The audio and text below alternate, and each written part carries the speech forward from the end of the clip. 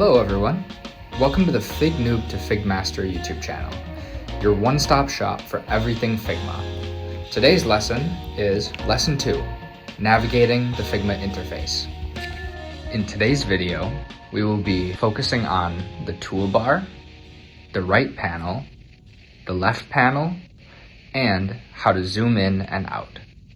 On first arrival, Figma may be a little daunting. There's a lot of information on the screen that you may not know anything about. So today, we're gonna really quickly run through as much of the interface as we can. So we're gonna start off right here down at the bottom.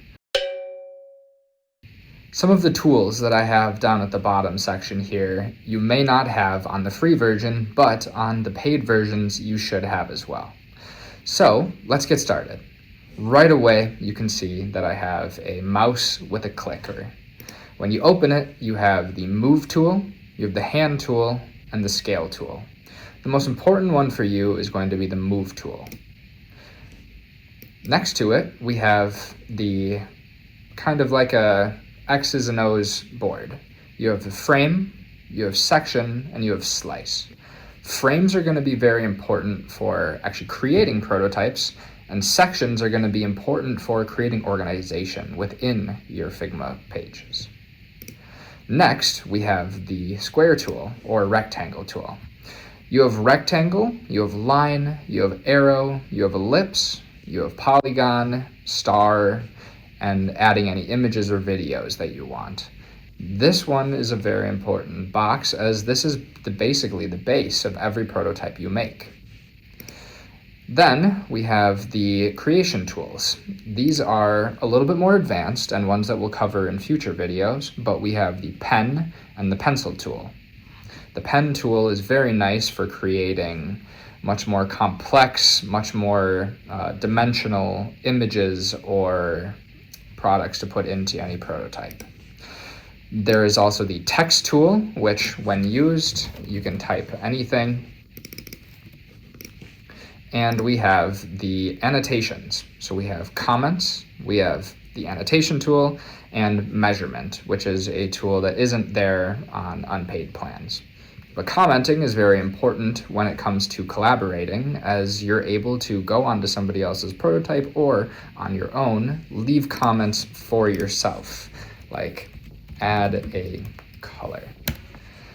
And then for the future, over here on the right, that comment shows up. Then we have the Actions button. When you click on it, there will be a lot of different things here based on what plan you have. For me, I have things like Iconify, which is my favorite place to get simple icons. And we have all of the AI features like making an image, renaming layers, removing backgrounds, boosting resolutions, and editing images with prompt. I'll go over all of this in a future video when we talk about AI. This is where you can add any assets or any plugins or widgets that you want to show in your prototype. And then finally, we have three different options here. Right in the middle, where it's already selected, we have Figma Design. On the left, we have Figma Draw.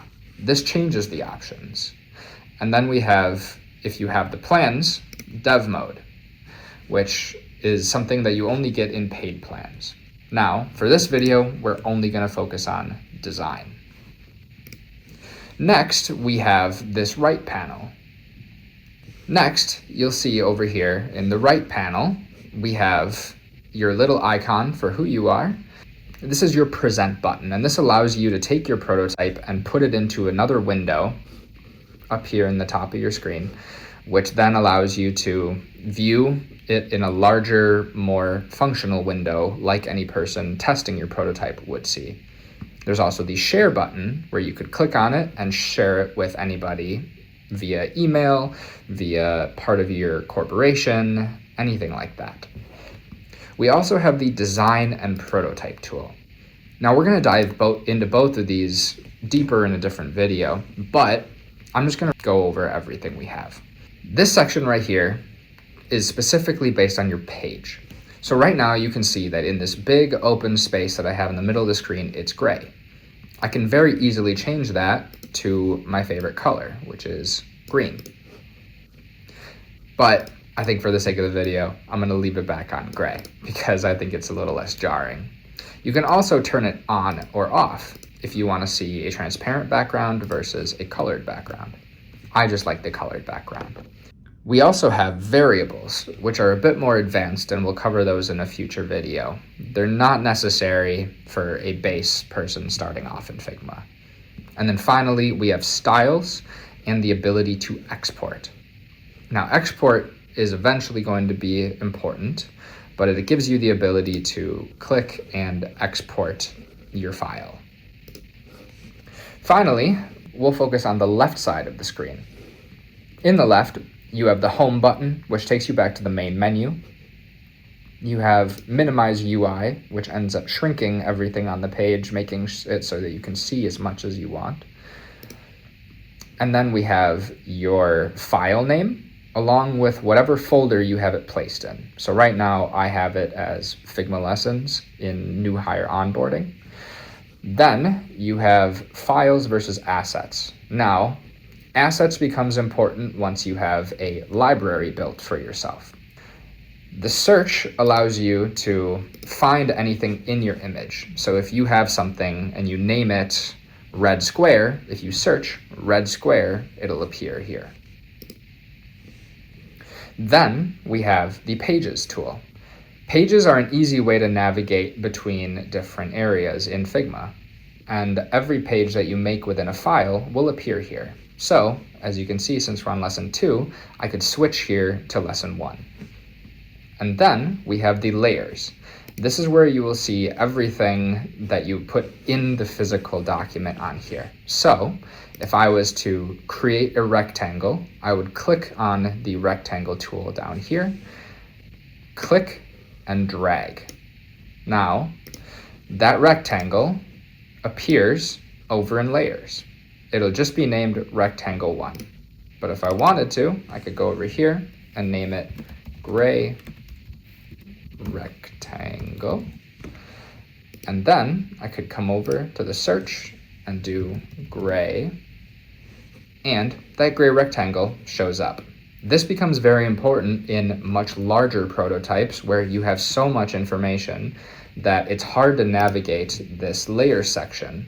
So if you remember what it's called, just being able to type in gray will bring you right to it. This layers area will house everything that you put into the file. So it's very important that you try to keep it organized. Just like I did right there, when you double click on the name, you can change it. A lot of the times it's just going to say rectangle 1, rectangle 2, rectangle 3, and that can get hard to navigate and stay organized. The final thing that I want to talk about is zooming in and out on a prototype. Now, since I'm using a MacBook, I'm going to be speaking the Mac version, but I will on the screen put what buttons you need to click if you are using Windows. So for Mac, what you would do is you'd press Command, and then you would scroll in or out. Now this does depend on the settings that you have on your computer, your mouse settings too, because it's going to be different zooming in or out depending on how you have your mouse settings.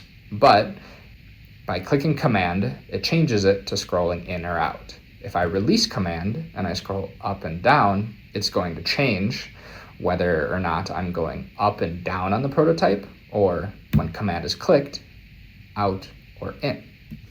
Another important thing that you can see here is on clicking or hovering over a component in your layers is you get this blue outline.